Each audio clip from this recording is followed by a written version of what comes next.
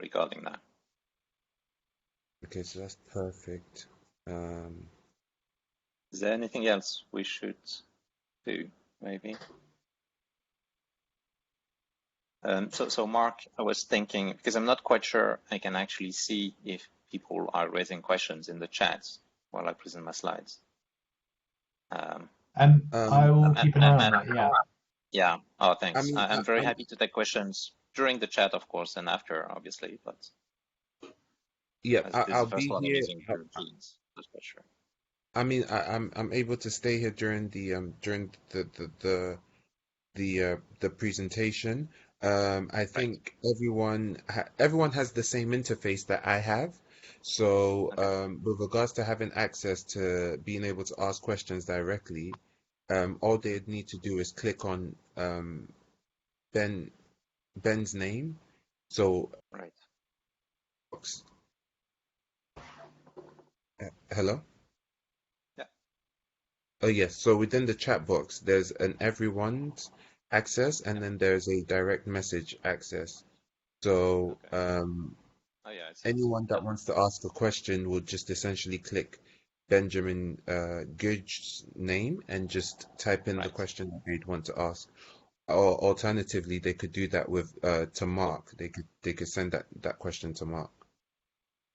Okay, well, we'll just keep an eye on it. I can see the chat functionality at the top of the screen, so I will keep an eye on that. I can't. Yeah, no, that's absolutely fine. So I'll just keep an eye on that, and then if there's any questions, I'll run through them with Benjamin at the end. Okay, yes. That's great. It's best if they send the questions directly to yourself, Mark, just so that it's more orderly and it's more neat. So they could just essentially direct message you, so that then you have all the questions for Ben at the end of the session. Okay, I'll mention that when I introduce Benjamin. No problem. Sounds good. Perfect.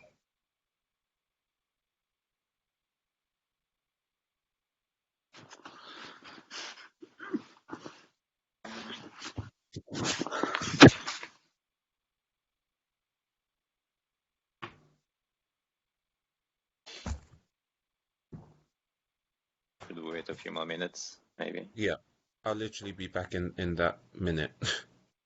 Right.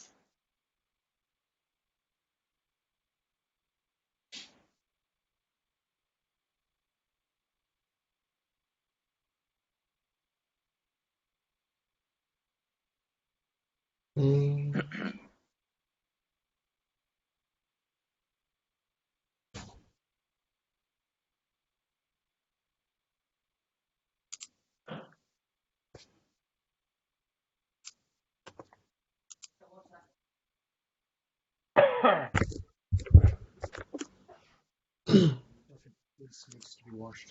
Last time you use blue jeans. Yeah, what? It's funny how the like, different sessions have different systems. Some use Zoom, some use Teams, some use.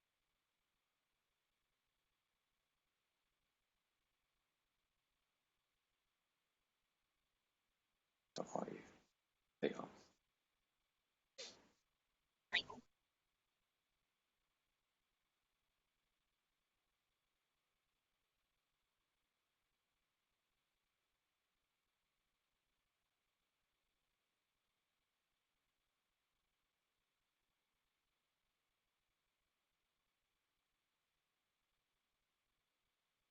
Mark, can you still hear me? Yeah, I can still hear you, Benjamin. Okay. Right. Just give maybe a couple more minutes before. Yeah. I was trying to. So it seems when I click this mute all button, everyone is muted, including you. So then I need to change the name in the list of participants. Sorry, to master allow controls. your mic again. Yeah, that's fine.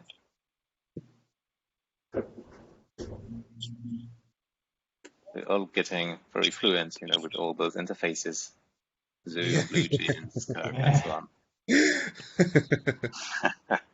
They've all got their idiosyncrasies as well. They all slightly different. Right. Yeah.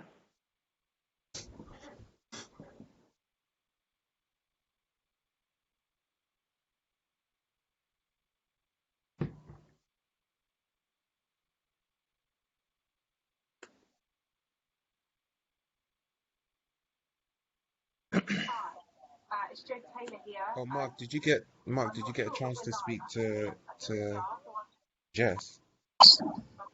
Yes, yeah, caught up with her, so that's fine. Mm-hmm.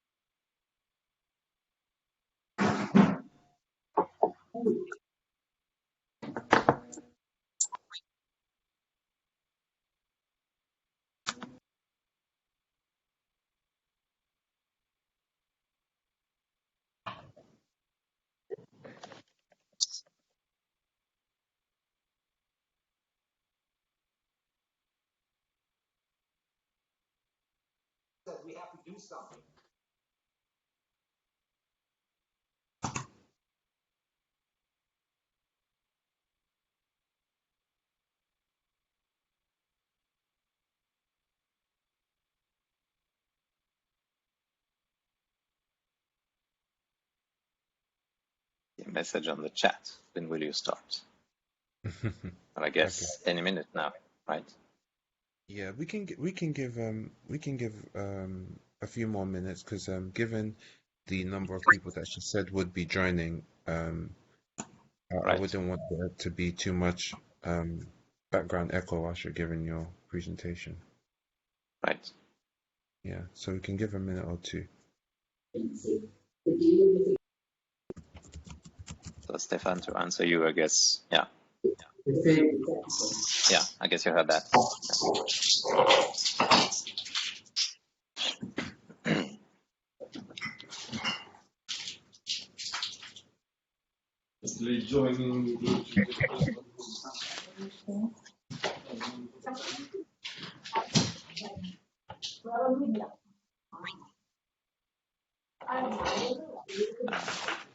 So is there the way I could mute everyone maybe?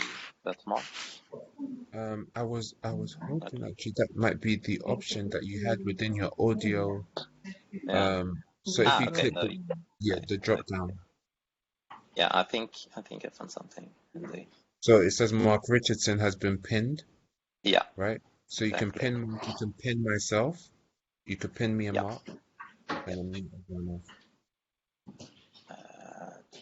There you I'm are. not in any pain. It's okay. I've been pinned, but I'm not feeling it. I actually can't pin you, I'm afraid. You can't pin me? No, I can't. But maybe that's because you're also a moderator for the Yeah, I'm a meeting. delegate. I'm a delegated user. Yeah. Right. Okay.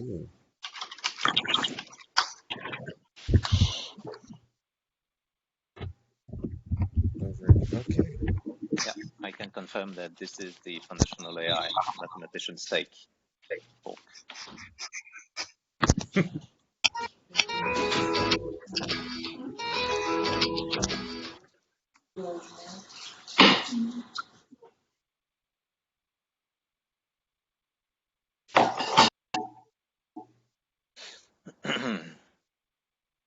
Should we make a start, Musa? Yes, we can now. Yes, we can. Okay, great. Well, morning, everyone. My name's Mark Richardson. I'm the Centre Manager for UCL Centre for Artificial Intelligence. We have a number of sessions taking place at CogX. Bit of feedback there. Yeah, if everyone would mind muting themselves if you're not ready, that'd be fantastic. So yes, UCL Centre for Artificial Intelligence, we have a number of sessions coming up over today and on Wednesday. So at 12 o'clock, my colleague David Barber is presenting on one of the main stages, and on Wednesday we have a side event on AI for sustainability. But this morning I have the pleasure of introducing Benjamin Gage, who is also a member of UCL's Centre for Artificial Intelligence. Benjamin is a Principal Research Fellow in Machine Learning at University College London and a tenured research scientist at INRIA.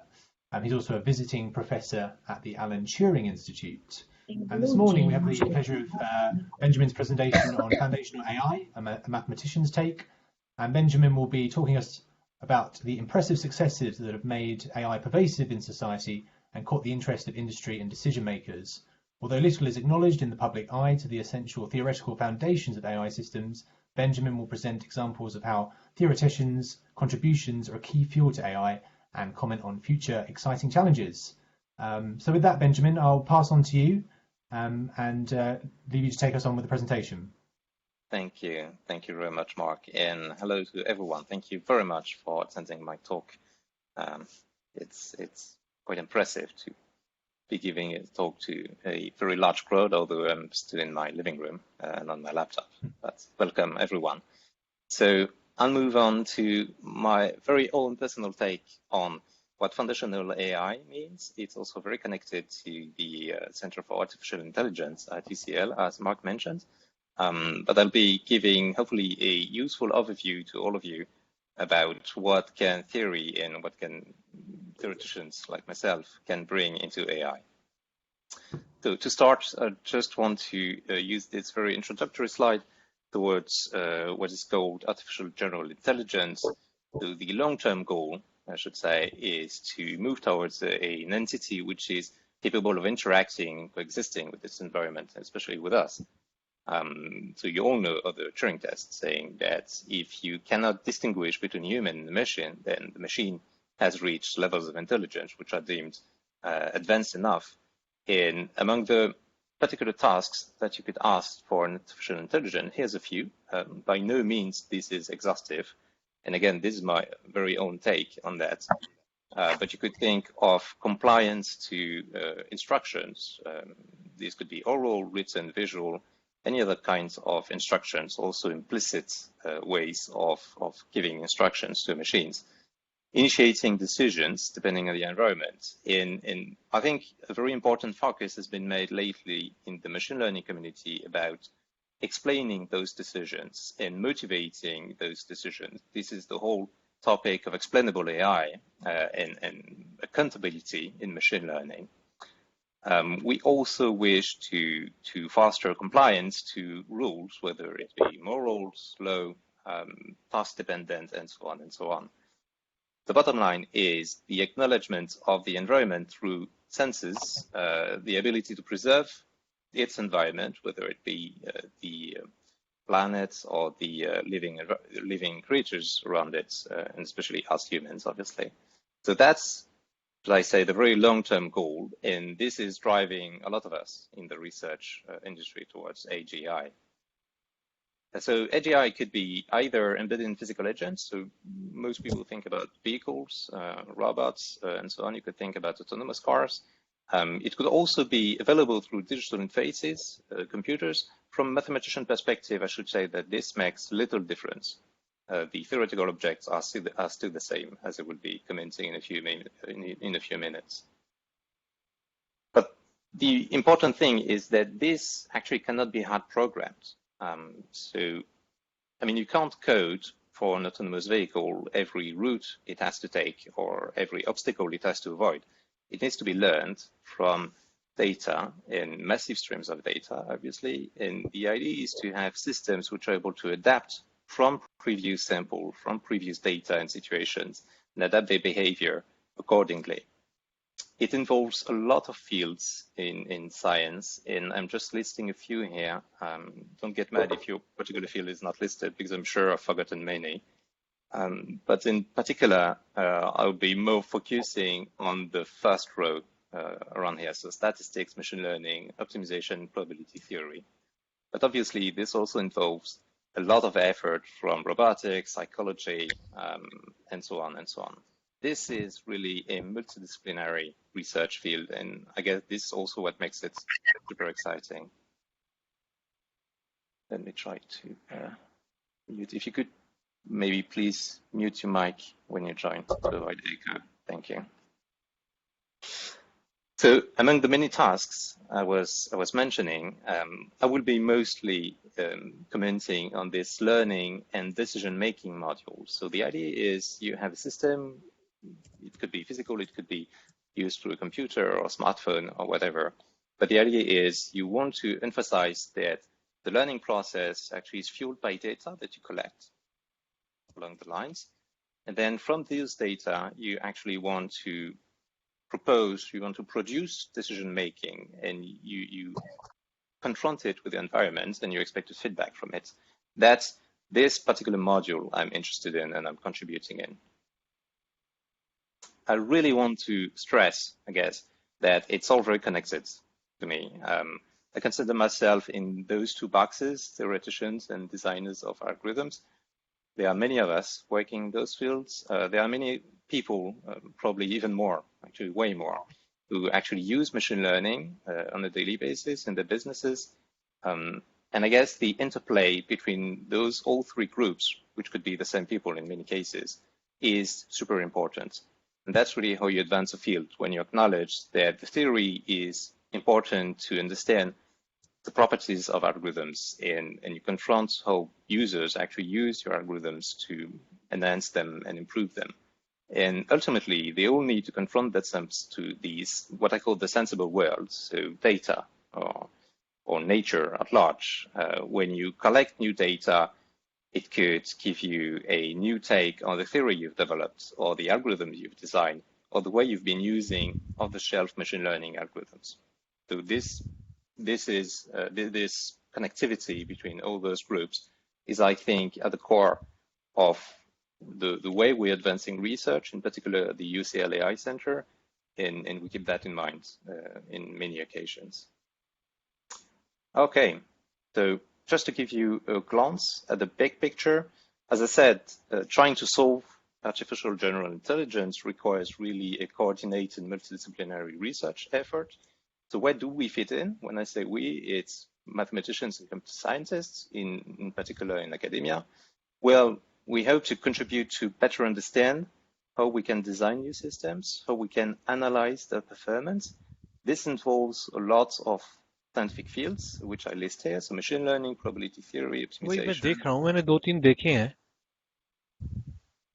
I'm sorry. Let me just. नहीं, अगर नहीं होगा तो मैं नहीं. We will be. Yeah, I guess we'll be taking questions right afterwards, unless you have one right now. No, I think if everyone could ensure their microphone is off, and we'll take questions at the end. Right. That'd be really good. Yeah, thank you. So yeah, that's where we do fit in. As for me, my personal research obsession, I should say, is generalization.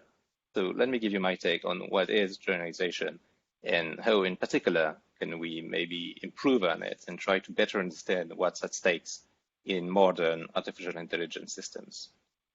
So what is generalization? Well, there's a long-standing claim in the machine learning community that learning is actually to be able to generalize. So most of you are probably familiar with this kind of pictures. This is taken from Wikipedia. So generalizing means you're not actually mimicking all the data and all the phenomena you've collected so far, but you're trying to better understand the underlying pattern of it and try to replicate your knowledge to future events. So from examples, what can you learn about the very underlying phenomenon? If you do memorize what you've seen, this is usually a pretty bad idea.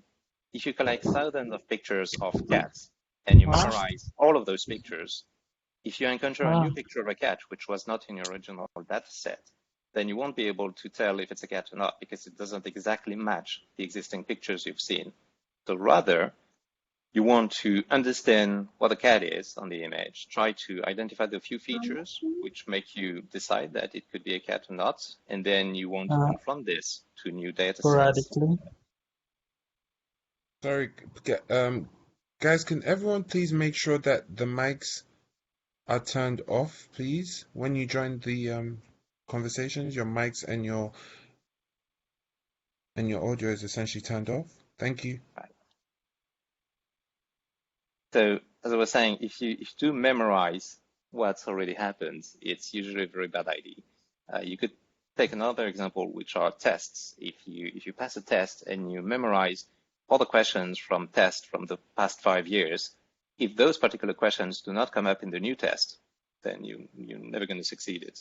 So overall, generalization is the mathematical slang for what is your ability to perform well on data you have not yet seen, but which are deemed similar to the data you've collected so far. So let me just try and formalize this in the very simplest setting. Those notation are very classical in the machine learning community and literature. So I'll just assume that I have a learning algorithms, right? And this learning algorithm actually takes as input some data. So input and output examples, so pairs of points, xi's and yi's. And what I'm interested in is trying to find a good hypothesis or a good predictor or a good classifier. Probably you're familiar with all those terms in different and various settings. So the idea is to find the best function, h, which will allow you, when you're given a new x, to predict the corresponding y.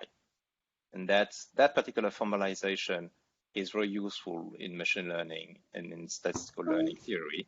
This allows you to deal with supervised problems such as classifying cats in images, as I was saying, is formalized with this notation. So what is generalization? Well, generalization is about the performance of algorithms and the performance of predictors. So I have this predictor H, and the way to measure its performance and its quality is done through what we call a loss function. So the loss function is really the thermometer, in a sense, that you use to quantify if your method is performant or not. When executed, virtual assistants can be the source of competitive differentiation by delivering improved customer. Trying to mute. An example that you Thank you.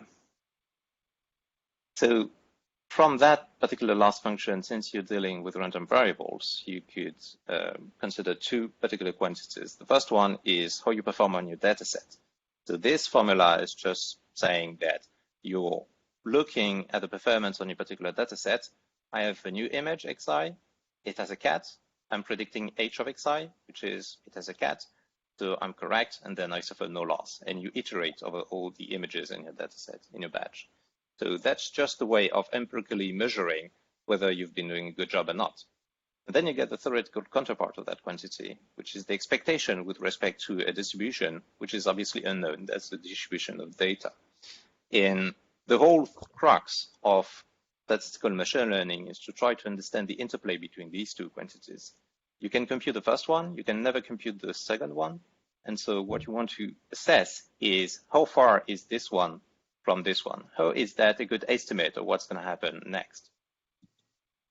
So in other words, if I have a predictor H, which does well on my current data set, will it still do well on a new one, right? And that's addressed by what we call the generalization gap. So that quantity is just the difference between the error you commit on future data that you have not yet collected, minus the performance that you have achieved on your current data set. What we're interested in obtaining is upper bounds, in particular, on these quantities. So those upper bounds hold with very high probability. And I'll comment on this in a minute.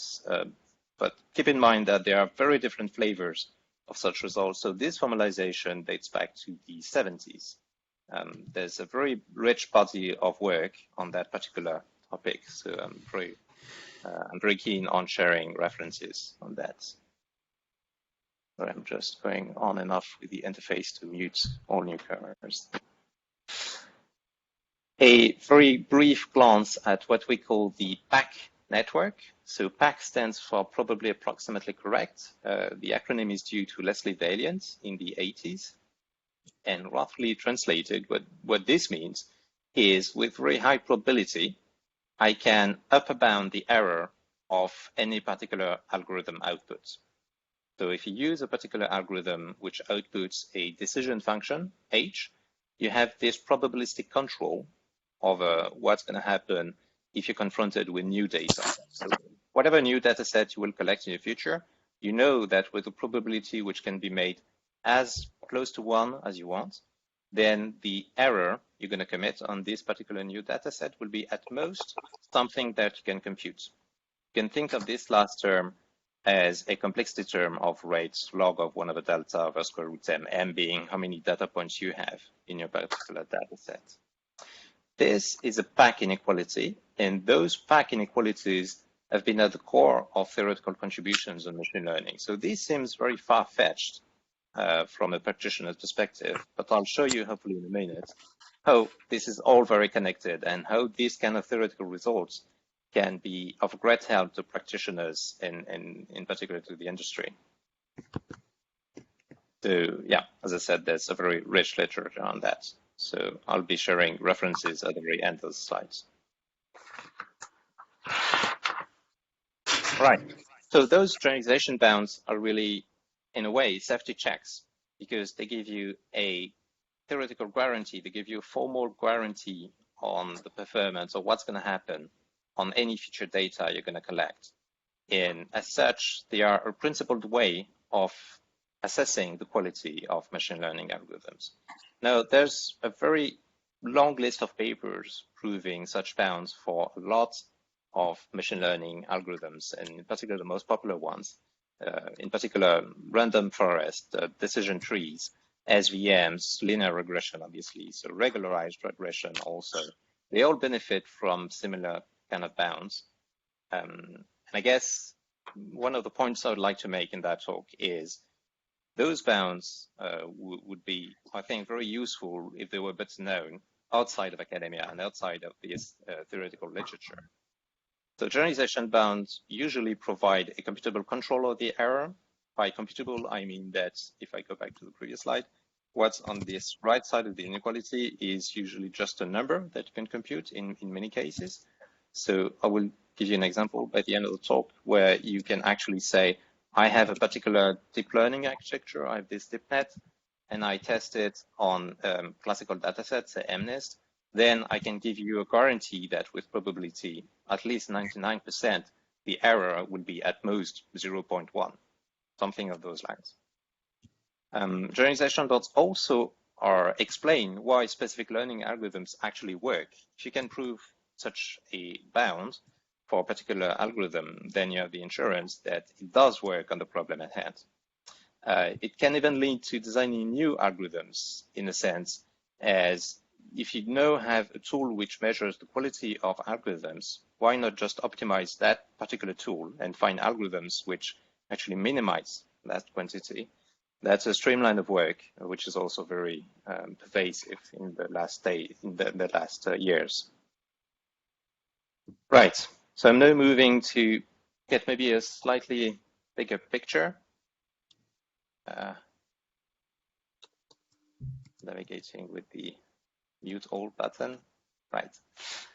So is deep learning breaking statistical learning theory? This has been a question during the past few years because there was a gap, a significant gap, should I say, between the empirical performance of algorithms such as DeepNet, not only, but in particular DeepNet.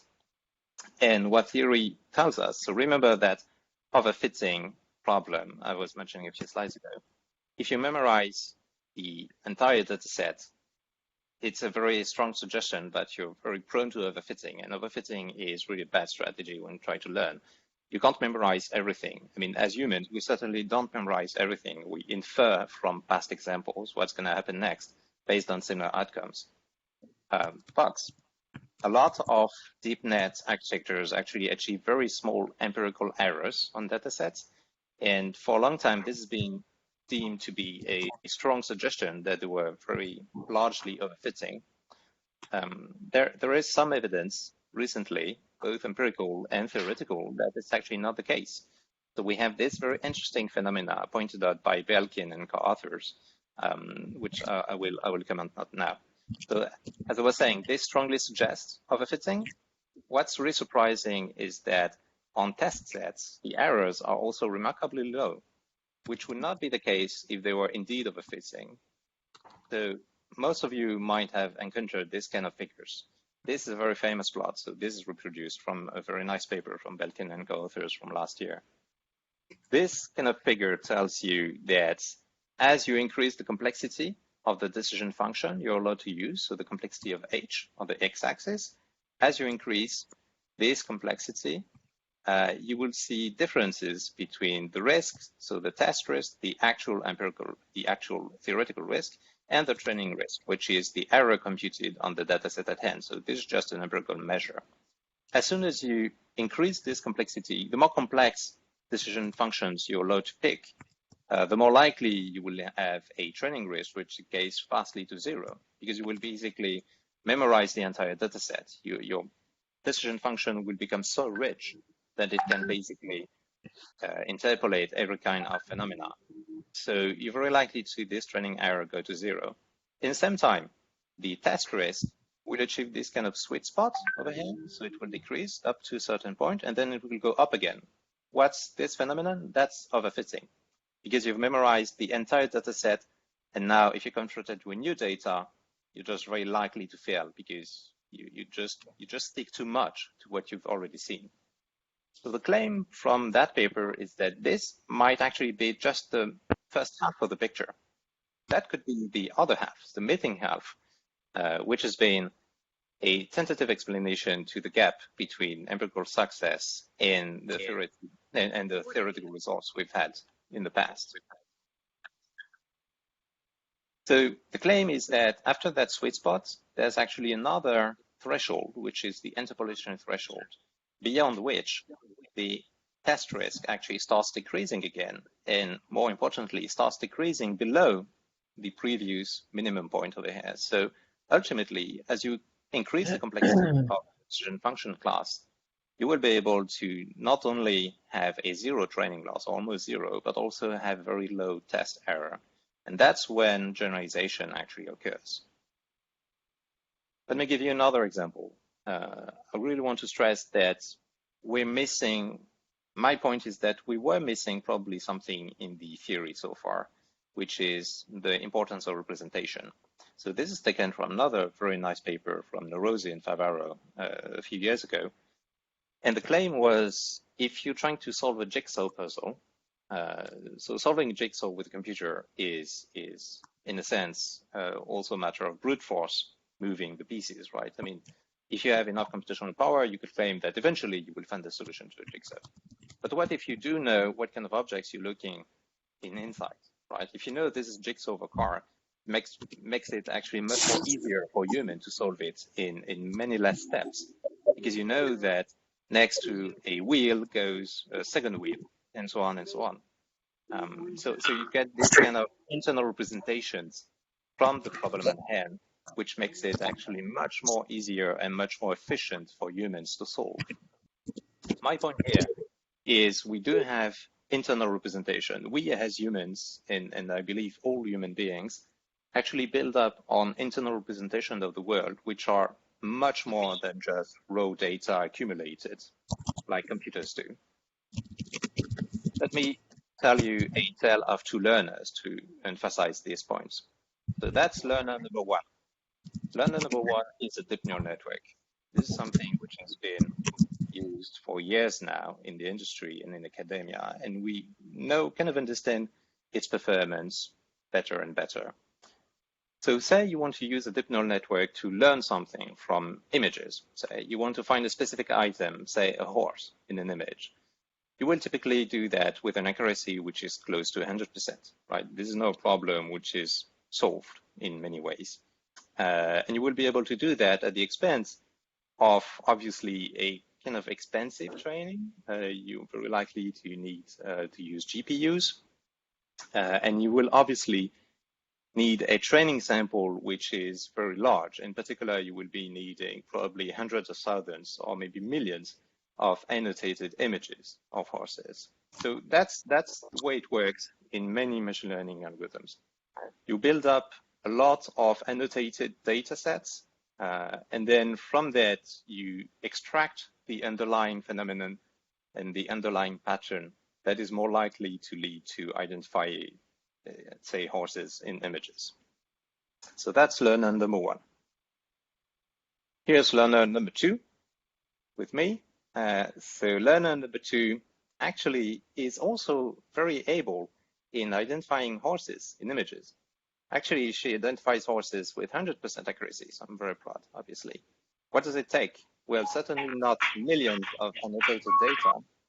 Training sample is just a handful of children's books, very poorly executed drawings from me, and a few bedtime stories. My point is that with very little data compared to DeepNet, my daughter will be able to identify horses with an accuracy which is comparable. Obviously, there's also a very expensive training process in that. But my point is that we're certainly missing something in the way we try to formalize and analyze machine learning techniques. We're relying a lot on accumulation of data, which is now possible. It was not possible 20, 30, or 40 years ago, so it's now possible. And it opens a whole range of possibilities. But my point is, in doing so, we actually may be missing something more profound at work. We certainly are not accumulating millions and millions of data points. We cannot store those. In human brains, you cannot store the entirety of, say, the C410 or maybe the C400 data set. So we're doing something else, something maybe more clever and more profound. And I believe maybe that's where theory in machine learning should try and concentrate in the next few years or decades. So going back to that particular example, I was claiming that learning is to be able to generalize. Yes, of course, but certainly not from scratch. And that's the whole point. We can't hope to solve artificial general intelligence by tackling each task as a very fresh draw. It should be connected to the context and to the problem at hand. So I'm advocating for the incorporation of structure or semantic information or even implicit and internal representations of the sensible world. There are not a lot of theoretical results in that direction. We're starting to investigate these kind of fields, in particular at UCL, and we're very proud to try and tackle that in the next few years. So I see it also as a potential game changer for the way we design algorithms, because if you now rely on algorithms which incorporate continual learning representations, continual learning ways of representing data and tasks, then you're very likely to be much more resource efficient, right? You wouldn't be needing millions of annotated data, probably. You might be needed a handful of that. You won't be needing that much computational power to actually train algorithms. You're very likely to actually disperse the training power on very different small subtasks and then propagate those across a very wide network. That's the way we could be changing actually the way we train new machine learning algorithms in the future. So also see it obviously as a game changer, a potential game changer for practitioners. So going back to my earlier claim that it's all connected, theory, designs of algorithms, their implementation, and the way people will actually use those machine learning algorithms in a range which has never been so broad in the history. I think this synergy is what it takes to better understand what's at stake here. Right, so I hope I've convinced you that it's indeed a very exciting research avenue for the next decade, and that theory is one of the other bricks which is needed to achieve that. It's definitely not the only one, but I would say it's an important one. And if you're interested in going further, here's a few references. So John Shortella, also a professor at the UCL Centre, and I gave a tutorial on that particular topic, generalization, at last ICML, so one of the main machine learning conferences. I also very strongly recommend that book from Leslie Valiant. So remember, Leslie Valiant is the one who cornered the term PAC, probably approximately correct. this very inspiring book from 2013 is very enjoyable. And if you're also interested in knowing more about the research, you're very welcome to connect with our center, which is, I should specify also, the home to our Center for Doctoral Training in Foundational AI. So we have a lot of opportunities over there.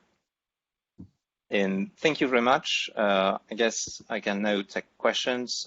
Maybe I'll leave the floor to you, Mark, if you have a few that you've collected. Thanks so much, Benjamin. That was great. In respect to questions, I haven't received any directly, but perhaps we could open it up to the floor, as there's still a very large number of people on the call. If anyone has any direct questions, please do pose them in the chat or send them directly to myself. I'm Mark Richardson, hopefully appearing in the chat. Can you hear me? Oh, looks like we've got one person. Yeah. Yeah. Hello? Okay, so I'm trying to catch up with the chat. Okay, so there's one question from Jerry on the chat by the looks of it. Benjamin, I don't know if you wanted to answer that. It's, can structural, semantic, implicit, commonsensical data not be learned using current ML techniques? Right. So thanks, Jerry. So Jerry, I don't know if you want to take the mic as well. Right. Okay. So I'll answer your question anyway. So that's a very good point. I'm just going to give up. Right. So that's a very good point. I guess I'd like to point to the difference between learning such representations and analyzing it. So when I was showing earlier, for example, generalization bounds, such as PAC bounds, up to my knowledge, there is no such result actually for specifically the representation and the way you understand what's happening in a particular machine learning algorithm, say in your network. So you could design algorithms which are tasked to actually learn this representation. There's a very rich body of work on that. So you could think of recent work on implicit regularization, on structured prediction as well, or machine learning algorithms which are tasked to understand causality between items in data sets. But we still don't understand how it works, and we still don't really understand how this bodes for future tasks, such as this kind of results.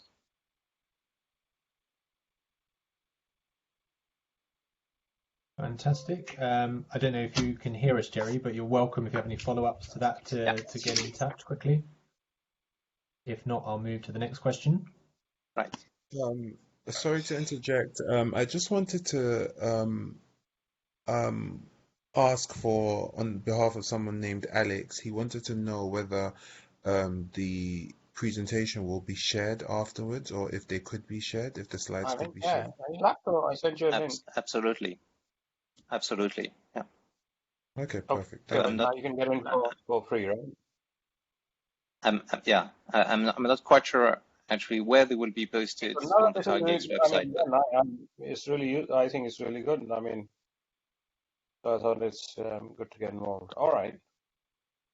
Okay, well, we'll work out the practicalities of sharing the slides later. We've got some more questions.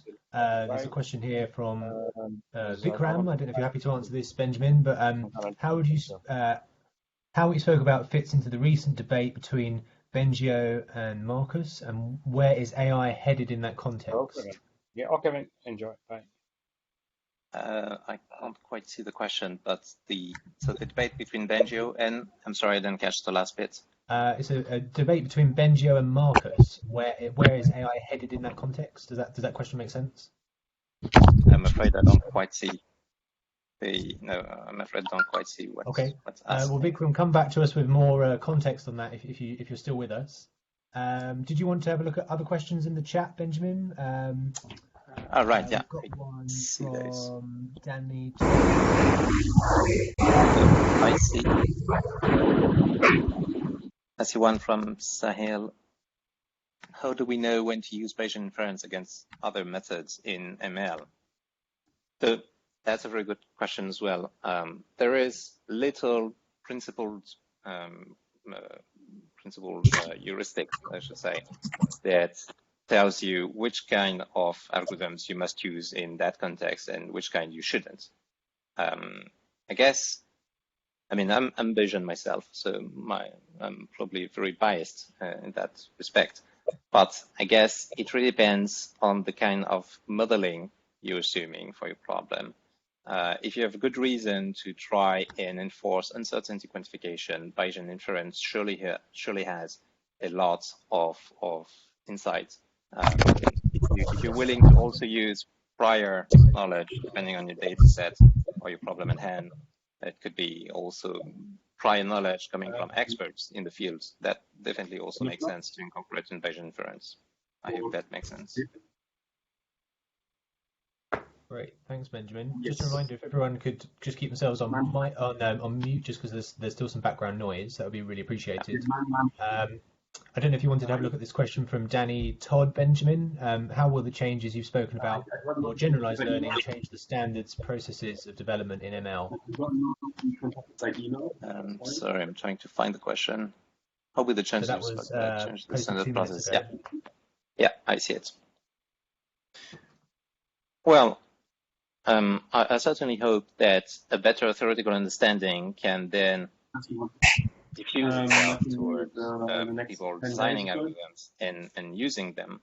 I think the way these changes could actually be incorporated in the industry or maybe in the literature more globally is really dependent on whether we all collaborate together.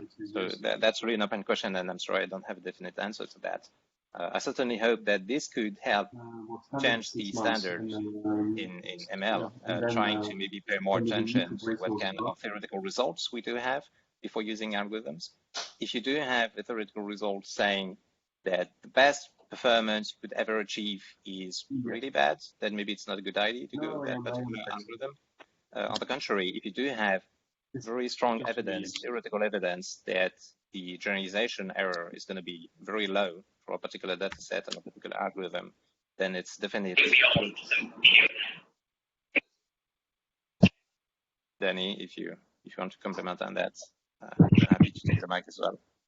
Otherwise, I'll move on to next questions.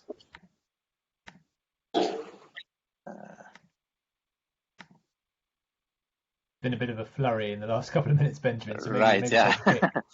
Yeah, I'm trying to catch up. So yeah. So please, Mark, if you do receive also questions. Yeah, I haven't had any direct, so just the ones which are in the general chat at the moment. But we've got what have we got? We've got. So there's one about the double descent in deep learning. Is there any intuition? So that's from Key. Is there any intuition as to why this occurs? So the intuition from this particular graph, sorry, let me go back to this one. So the intuition is, as I was saying, as you accumulate more and more data sets, and as you accumulate more and more complex decision functions, so that's the x-axis, the complexity of H, what happens is that you actually, so you memorize the initial data set, all right? But then, because you memorize it actually so perfectly, you're trying to start to interpolate between points. So let me give you a very brief example.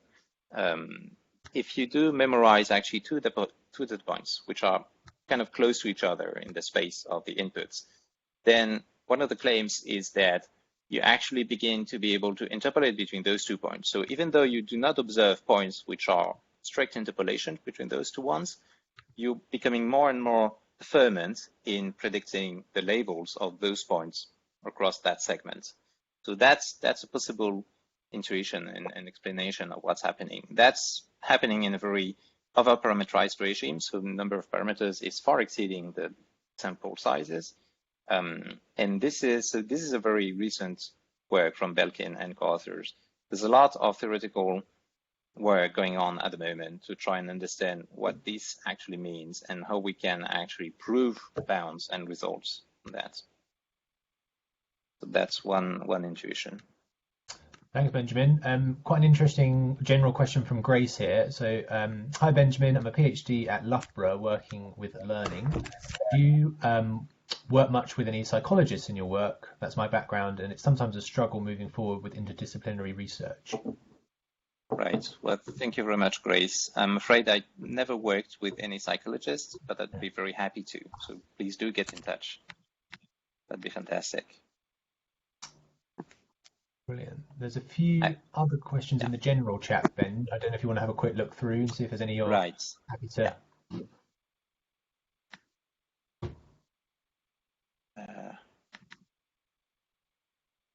What are your views? So this is a question from Matt. What are your views? What your views are, on the need for domain knowledge from its character model phenomena that you have no knowledge about? This can lead to many issues. I very much agree with that.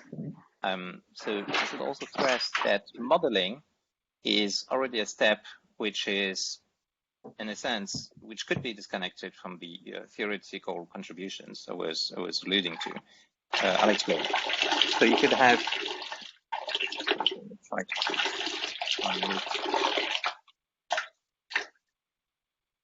Right. So we do get many theoretical results solving for generate predictors in just a reminder, please techniques. Right. Okay. So as I was saying, we do have theoretical results holding for very generic frameworks in particular machine learning algorithms. The moment you start actually modeling a particular problem, you're already making assumptions, you're making choices, right? When you try to model a specific problem, learning problem with, say, a decision tree, you're implicitly assuming that you can well represent what's at stake with a decision tree, or with a neural network, or with a linear regressor, or with a naive Bayesian inference process. So my point is, I'm not too keen on claiming that you can use models for everything, even though you don't know anything about the problem at hand. I would be very cautious about that. What I do know is, if you can get in touch with people who actually have insights about particular problems, it's very useful to use what theory tells you, and in particular, guarantees from theory, which are not tied to a specific algorithm. I hope that makes sense to you, Matt. Benjamin, we've got a question from Christos in the general chat. How can we balance between maximizing the utility of rich data to capture context whilst accounting for the noise they inherently have?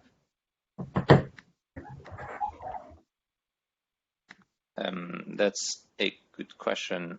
I'm not quite sure I get what you mean by maximizing the utility of rich data.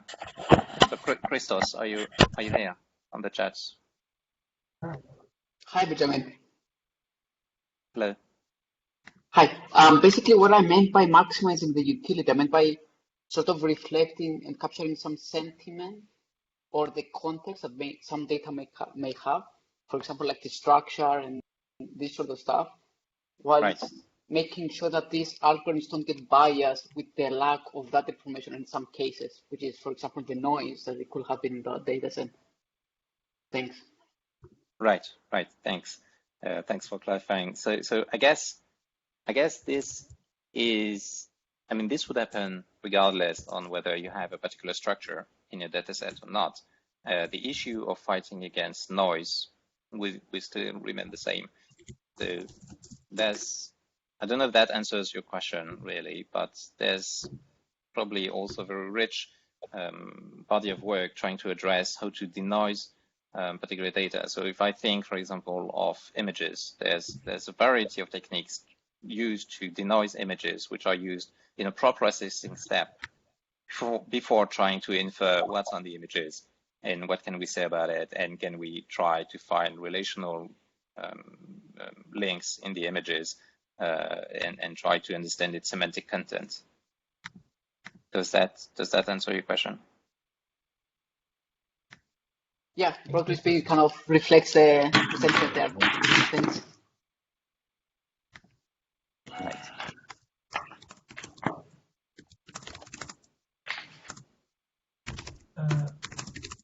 Hopefully that answered your question, Christos. If not, come back to us in the chat. We have a question from Mohammed. Benjamin, maybe you'd be happy to answer this. Given the current available level of computing power, do you think it would be possible to apply Bayesian on a point cloud annotation problem? That's an excellent question, but I'm afraid I'm just not so familiar enough with point cloud annotation problem. So if you would like to elaborate maybe on that. Yes. So the idea is that if you'd like to assign classes to each of the points in the point cloud, and eventually reduce that to a shape or reduce that to what? the object. As in, if you start from a row point cloud and then you want to eventually reach a point where you have like labeling each point in the point cloud, eventually moving that into a full object, like for example, if you map in a chair or a table or something similar to that, to understand where are the points that are on the chair. Right. So the question you're asking is, can we go Bayesian to that? Right? That's your question. Do you think it would be possible to apply Bayesian technique to that problem? Is that right?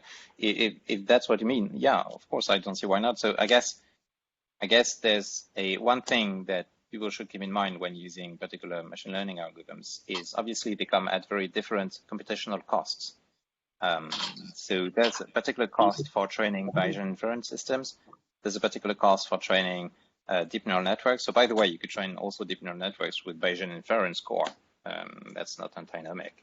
But there's a lot of algorithms for which we do know and understand the computational complexity, what it costs for you in terms of computations, storage, exchanging information while training, and so on and so on. So I guess I'm advocating against biases towards certain algorithms or certain techniques if they are not based on those rationale. You can compare different techniques based on their training costs, for example. I think that's a good rule of thumb when trying to explore different techniques. Okay, thanks. Okay. Should we just take one more question, Benjamin, and then end the session? Forgive me if we've had this, but I don't think we have. Are there any? This is from QI. Are there any progress in AI ML in establishing learning cause? Sorry, let me repeat that. Are there any progress in AI/ML in establishing /learning causation? Yes, there are. So I'm not an expert on causality, so I know some of the papers I'd be very happy to share. I think a good starting point would be to have a look at I think it's Bernard Scharkopf white paper. It got published last year on Archive. I'll try to find the reference and post it in the chat. Otherwise, I'll just add it to the slides. But that's, to answer you, that's a very vivid avenue for research. We also have a group at UCL, at UCLA in particular, which are interested in causality. So you're very welcome to connect and get in touch. Great, thanks, Benjamin. I'm conscious that there's other sessions starting at 12, which other people on this call may want to start. So I think we'll take the opportunity to thank you very much for taking us through the presentation. Just maybe a quick plug of some of the other Centre for Artificial Intelligence events happening over CogX. So actually starting in a couple of minutes, we have AI, Your Smart Coworker, which is being presented by Professor David Barber, who's the director of our Centre for Artificial Intelligence, among some other academics and industry associated with UCL. And then on Wednesday, I think at 1 o'clock, we have a side event on AI and sustainability, which we'd obviously very much encourage you to attend both sessions if you're able to. But for now, thanks very much, Benjamin, for taking us through that. We'll find a way. Thank you, everyone. We'll circulate the slides via CogX afterwards. Feel free to reach out. You have my contact on this slide. And I'm going to hand back to the CogX chat. So this conversation is currently being recorded, and this presentation was recorded. So I'll work with Ben to find out if there's a way in which I can get that sent to people within this conversation, particularly Alex, who asked for it. Fantastic, much appreciated. Thank you. No problem. Thank you, everyone, and enjoy CogX.